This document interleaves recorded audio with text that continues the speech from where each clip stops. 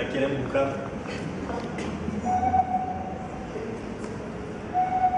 Y bueno, en esta parte de la charla, como les decía, quiero hablar un poco de hipótesis sobre por qué hay tanta variación en coloración en colibríes, tanto dentro de especies, y un ejemplo, por ejemplo, de Seligena torcuata.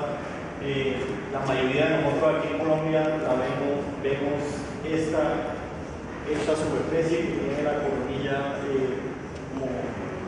violeta, pero si por ejemplo nos vamos más al sur del Perú, por ejemplo, podemos ver fenotipos que tienen toda la cabeza verde. Esto es dentro de una misma especie, pero también hay mucha variación en coloración entre diferentes especies.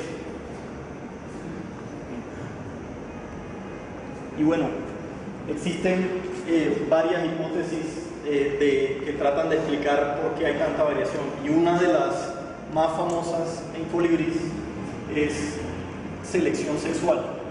Ahora les voy a tratar y selección sexual es particularmente importante en colibríes. Es más, los colibríes jugaron un papel muy importante en la formulación de esta teoría.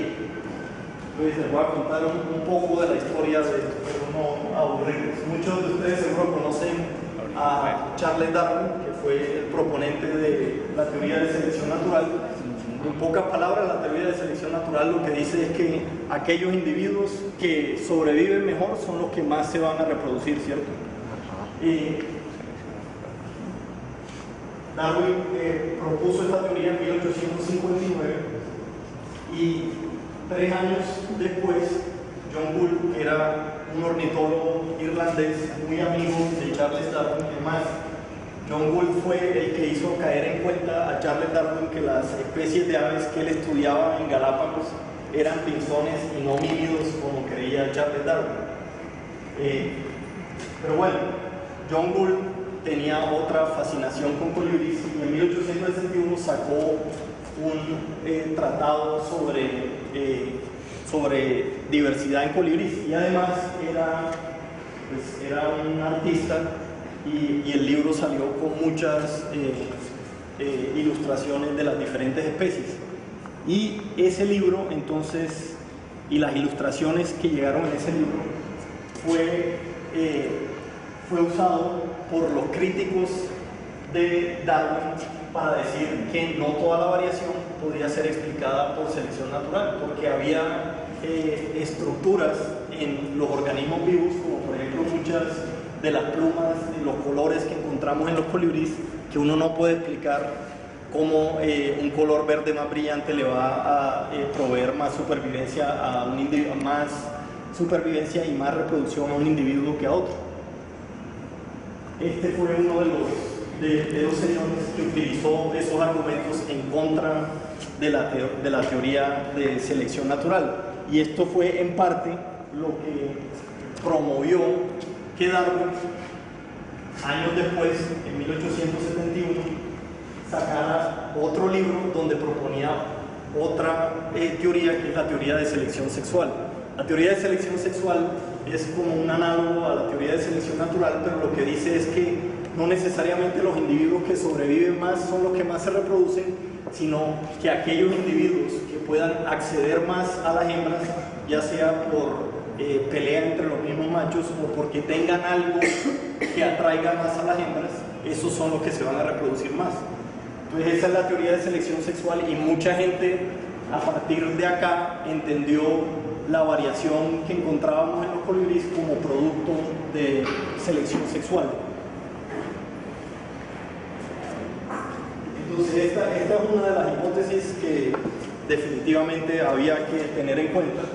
Hay mucha evidencia en los colibríes que soporta esta teoría. Por ejemplo, la mayoría de especies de colibrí son sexualmente dicromáticas. El macho es muy diferente de la hembra en términos de su coloración, y esto usualmente está correlacionado con una preferencia de las hembras por ciertos tipos de coloración. Otra característica de los colibríes que soporta la idea de selección sexual es que hasta ahora no ha habido ninguna especie de colibrí en la que se conozca que los machos ofrecen algún cuidado parental. La hembra hace el nido, la hembra alimenta a los polluelos y el macho no hace nada. Y por último, la otra evidencia que se ha tomado para soportar la idea de selección sexual es que los colores que usualmente se usan tanto para agresión entre machos o en preferencia de hembras por machos son aquellos colores que son más, es decir, conspicuos. Pero bueno, selección sexual no es la única hipótesis que trata de explicar esta variación. Existe también la hipótesis de adaptación ambiental. Esta hipótesis dice básicamente que los colores son señales que están optimizadas de acuerdo a su función y al entorno donde se transmiten.